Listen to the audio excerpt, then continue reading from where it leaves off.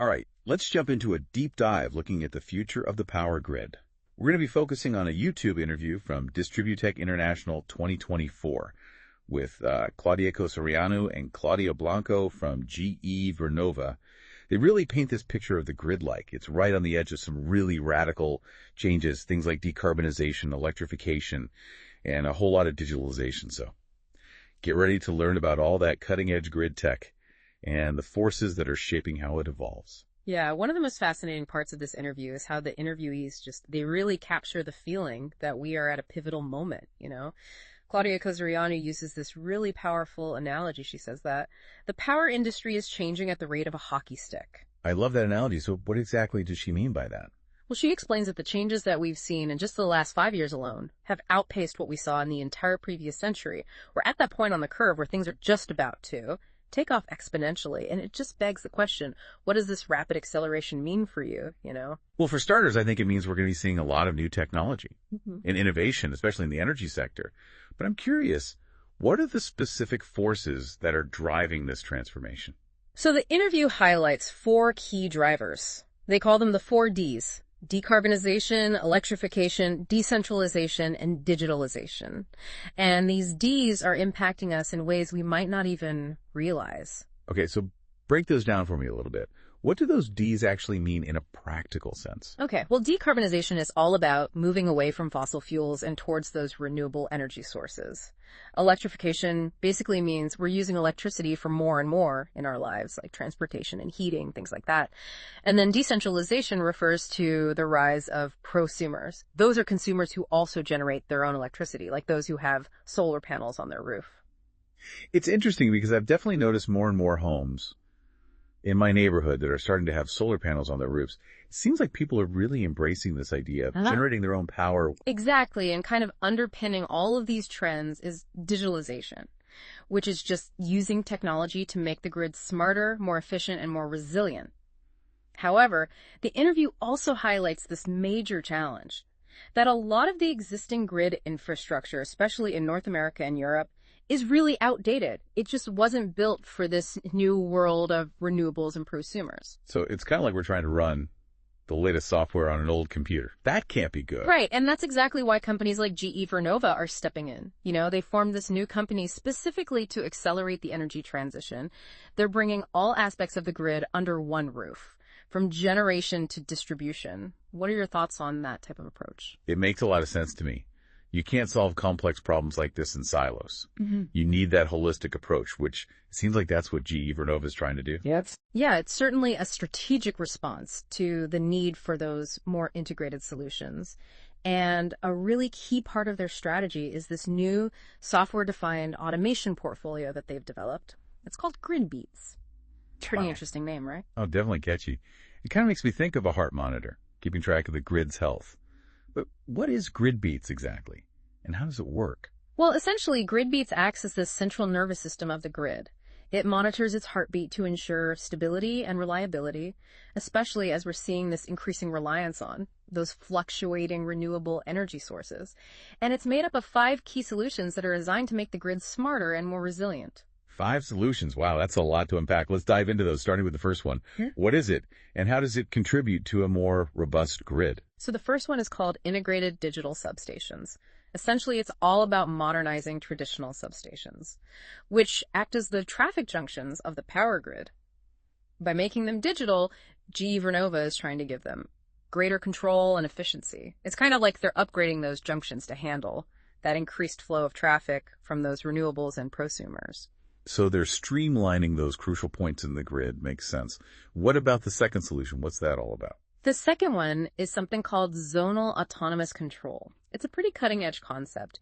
Imagine dividing the grid into these self-contained zones, each capable of managing itself and responding to disruptions locally, without even relying on a central control center. So you're saying these zones would have their own intelligence to be able to react to problems, almost like mini grids within the larger grid. Exactly. The goal is to make the grid incredibly resilient. So even if there's a problem in one zone, the other zones can continue operating independently, and that would help prevent a widespread blackout. Pretty amazing, right? That sounds pretty futuristic. It's like each zone has its own brain, capable of making decisions to keep things stable.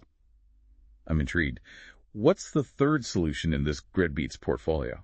This one is called Energy APM, which stands for Asset Performance Management. And this is where things get really interesting.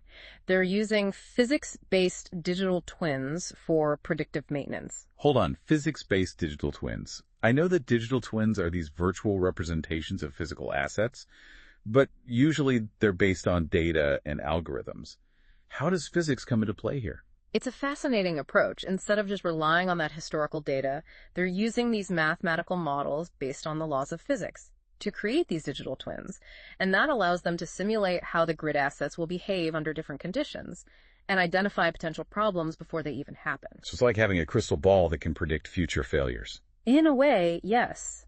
By understanding the physics behind these assets, they can anticipate potential problems with incredible precision, which is absolutely crucial for maintaining a reliable grid, especially as it gets more complex. That's a game changer. Okay, 2 more solutions to go. What's the fourth one all about? The fourth one is device management. Think of it like this. It's like having a detailed inventory and control panel for every single piece of equipment on the grid. It's about gaining real-time visibility and control over grid assets down to the individual device level. Wow, that's a level of control I never imagined. It's like going from a bird's eye view of the grid to being able to zoom in and see the inner workings of each component. Exactly. And that level of granularity is essential for managing a grid that's increasingly dynamic and complex. And then finally, we have the fifth solution, network management systems, which focuses on optimizing the communication networks that connect all these devices and systems. So it's like building this high-speed information highway for the grid, making sure that all the data is flowing smoothly and efficiently where it needs to go. Precisely. It's about ensuring seamless data flow for real-time monitoring and control, which are absolutely essential in this new era of smart grids. Okay, so we've got these 5 incredible solutions, all working together to create this smarter, more resilient grid. But I'm curious, how does GE Vernova actually plan to implement all of this? It seems like a massive undertaking. You're right, it is a huge endeavor, and one thing that Claudia Blanco really emphasizes in the interview is the importance of collaboration. She stresses that innovation in the power industry can't happen in isolation. It requires these close partnerships between the technology providers like GE Vernova, the utilities who manage the grid, and even consumers like you. That makes a lot of sense. You need all hands on deck to make something like this happen. Yeah. But what does that collaboration actually look like in practice? Can you give me an example? Well, take the implementation of zonal autonomous control, for example. GE Vernova can develop the technology, but they need to work closely with the utilities to integrate it into the existing grid infrastructure and with consumers to educate them about how it works and how they can benefit from it. So it's not just about developing cool technology. It's about understanding those real-world needs and challenges of everybody involved. Exactly. And that collaborative spirit is what will ultimately drive the success of this whole energy transition. But there's another crucial element that Claudia Blanco highlights in the interview, something that she sees as like a defining characteristic of this future grid: flexibility. Flexibility. I'm intrigued. What does she mean by that, and why is it so important? She's talking about the grid's ability to adapt to changing conditions quickly and efficiently. This means being able to ramp up or down generation and consumption, to shift loads from one part of the grid to another, and to incorporate new technologies and resources seamlessly. And she's not just talking about flexible infrastructure, she's talking about a mindset, a way of thinking that embraces change and adapts to the unexpected. It makes sense. I mean, the world is changing faster than ever, and we all need to be more adaptable and resilient. And it seems like the power grid is no exception. Precisely. And as we move towards a grid that's powered by more renewable sources, that flexibility becomes even more critical. Right, because solar and wind power are inherently variable. You know, the sun doesn't always shine, and the wind doesn't always blow, so the grid needs to be able to handle those fluctuations and kind of balance things out. Exactly. And that's where technologies like energy storage, demand response programs, and advanced grid controls come into play. But it also requires the shift in mindset, a willingness to embrace a more dynamic and responsive energy system. This has been a fascinating deep dive so far. We've covered a lot of ground, from the 4Ds driving this transformation to GE Vernova's innovative Grid Beats portfolio, and this crucial importance of collaboration and flexibility.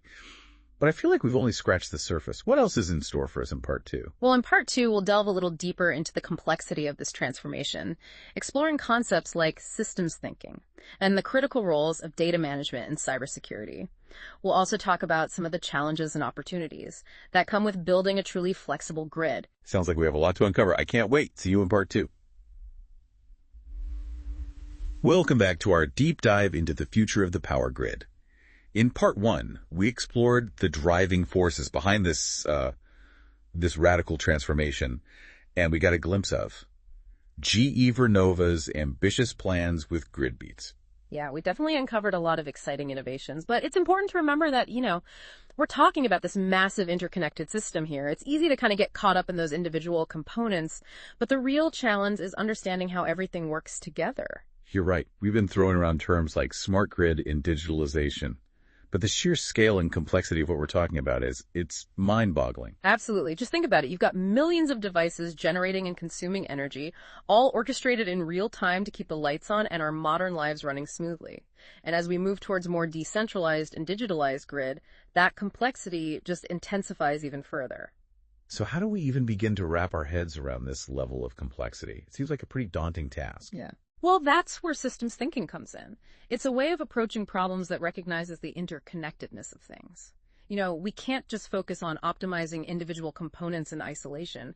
We need to understand how they interact, how changes in one part of the system ripple through the entire grid, and how to manage that complexity effectively. It's like those nature documentaries, where they show how everything in an ecosystem is interconnected. Yeah. From the tiniest insects to the largest predators. You can't just remove one species without impacting the entire balance of the system. That's a great analogy. And in the case of the power grid, that interconnectedness, it's really amplified by digitalization. We're relying more and more on data and communication networks to monitor, control, and optimize the grid in real time. Which brings us to another crucial aspect of this transformation, data management. We've talked about all this data being generated by smart meters, sensors, and digital substations. But what do we actually do with all that information? Yeah, that's a great question. It's not enough to just collect the data, right? We need to be able to extract meaningful insights from it.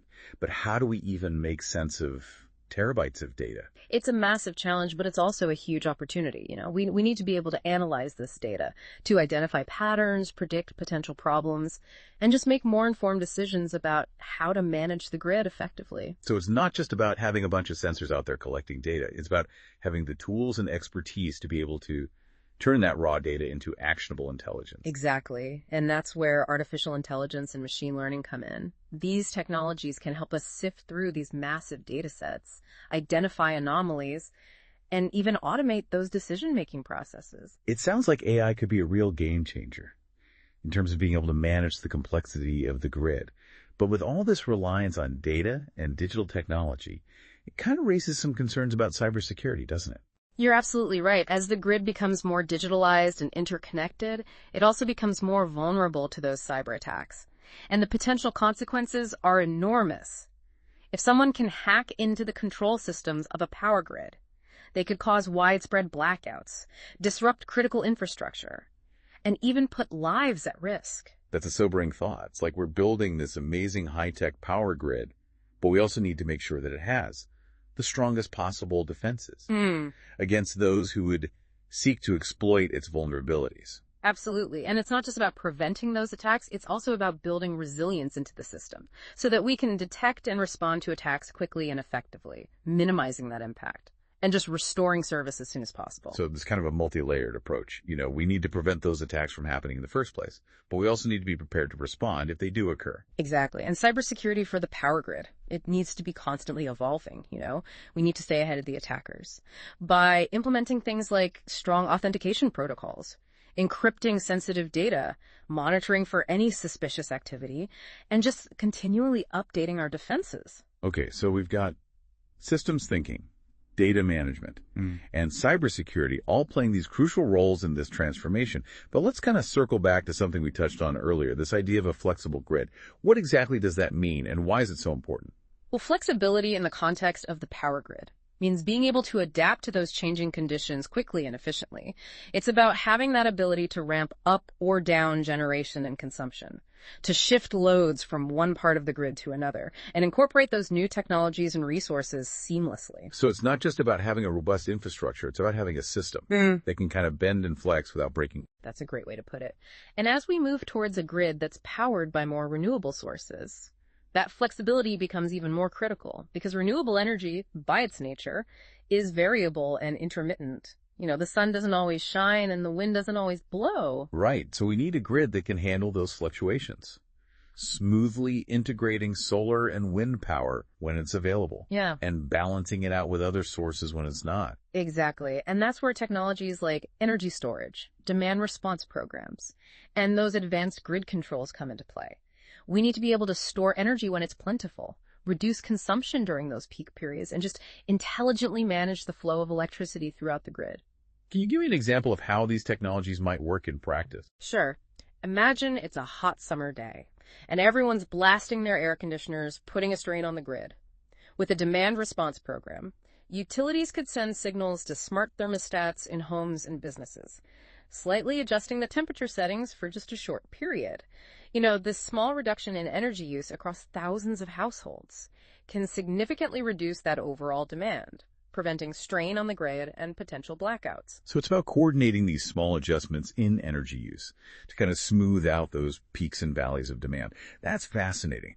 But what about energy storage? How does that fit into the equation? Energy storage is crucial for balancing the intermittency of those renewable energy sources. For example, we can store excess solar energy generated during the day in batteries, and then use that stored energy to meet demand in the evening when the sun is down. This helps to ensure a consistent and reliable supply of electricity, even when those renewable sources aren't generating at full capacity. It's like having this giant rechargeable battery for the entire grid, smoothing out the fluctuations in supply and demand.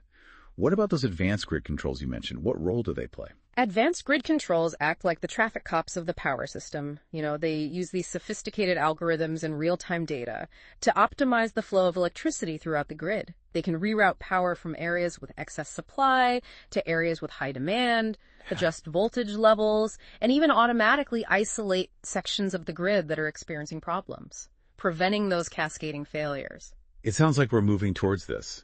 Much more intelligent and responsive grid, one that can anticipate and adapt to changes in real time. It's incredible. It is. And this shift towards a more flexible grid also opens up all these exciting possibilities for new business models and consumer engagement. Imagine a world where you can actively participate in managing your energy use, choosing when to charge your electric vehicle, run your appliances, or even sell that excess energy back to the grid. This could empower consumers, reduce costs, and make the grid even more resilient. So it's not just about the technology. It's about empowering individuals to play a more active role in the energy ecosystem. But given the scale and complexity of this whole transformation, I imagine there must be some pretty big hurdles to overcome. You're right. There are definitely some significant challenges ahead. We need to figure out how to integrate all these new technologies seamlessly, develop those robust cybersecurity measures, and address concerns about data privacy and equity. And we need to do it all while ensuring that electricity remains affordable and accessible for everyone. These are big questions, and they go beyond just the technical aspects of building a smarter grid. They touch on these social, economic, and even political considerations. I'm really curious to explore those aspects further. Is that something we'll be discussing in part 3? Absolutely. In part 3, we'll delve into that human side of this transformation, exploring the social, economic, and political implications of a smarter and more sustainable power grid. We'll examine how these changes will impact communities, individuals, and the energy industry as a whole. Sounds like a fascinating discussion. I can't wait. See you there for the final part of our deep dive. Welcome back to the final part of our deep dive into the future of the power grid. In the previous parts, we really explored those technological innovations and the complexities of this transformation. Yeah, we covered a lot of ground, from those physics-based digital twins to the importance of cybersecurity and the promise of a truly flexible grid. But as we wrap up this deep dive, I think it's really crucial to shift our focus to the human element. After all, technology is only as good as the humans who design it, implement it, and use it. What do you think? I totally agree. It's easy to kind of get caught up in all the technical marvels, but we can't forget about the people at the heart of this whole energy transition. We're talking about communities, consumers, policymakers, all of us who rely on electricity to power our lives. Right. And this transition to a new energy future is going to have some really profound social, economic, and political implications. Where do we even begin to unpack all of that? Well, let's start with the social implications.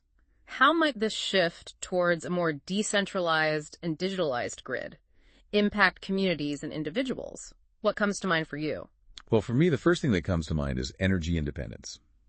As more people are adopting rooftop solar and home battery systems, they become less reliant on those traditional utilities. That's a great point. It really empowers those individuals, and it can even foster community resilience, especially in areas that are prone to power outages. Yeah, I actually saw this firsthand in my own neighborhood. After a recent storm knocked out power for days, several of my neighbors who had invested in solar and batteries, they were able to keep their lights on and even share power with others. It was a real testament to the power of those local energy solutions. That's a fantastic example. It really highlights how this transition can actually strengthen communities.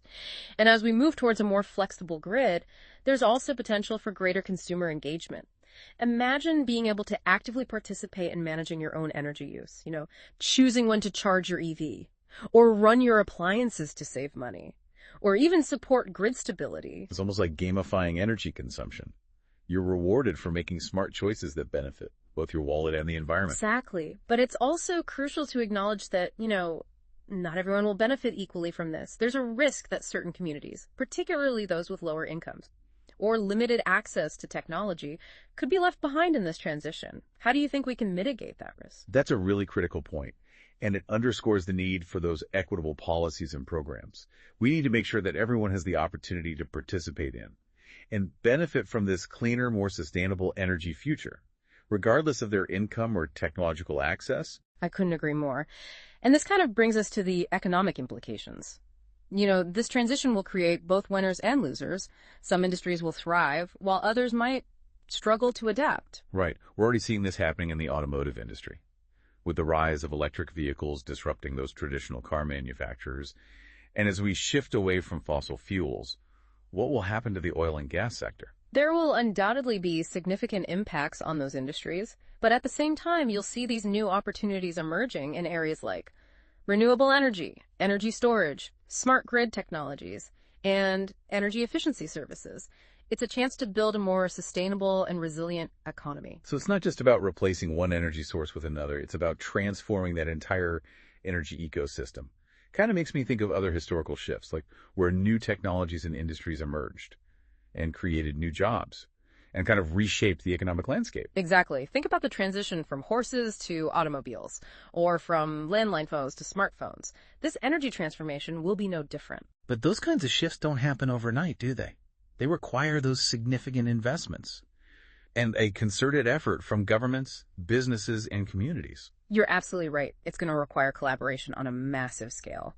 And that kind of brings us to the political implications. This energy transition is inherently political. It involves choices about who benefits, who pays, and how we shape our energy future as a society. It's a reminder that technology is never really neutral. It's always embedded in these social, economic, and political contexts. So how do we navigate these really complex political landscapes? I think open and informed dialogue is essential. We need to consider the perspectives of all the stakeholders and work towards solutions that are both sustainable and equitable. That makes a lot of sense. It's not just about finding the most technologically advanced solutions. It's about finding solutions that work for everyone. Precisely. And ultimately, the success of this whole transition will depend on our ability to build that shared vision for the future, one where everyone has access to clean, affordable, and reliable energy. Well said. This has been an incredible journey, exploring the future of the power grid from every angle.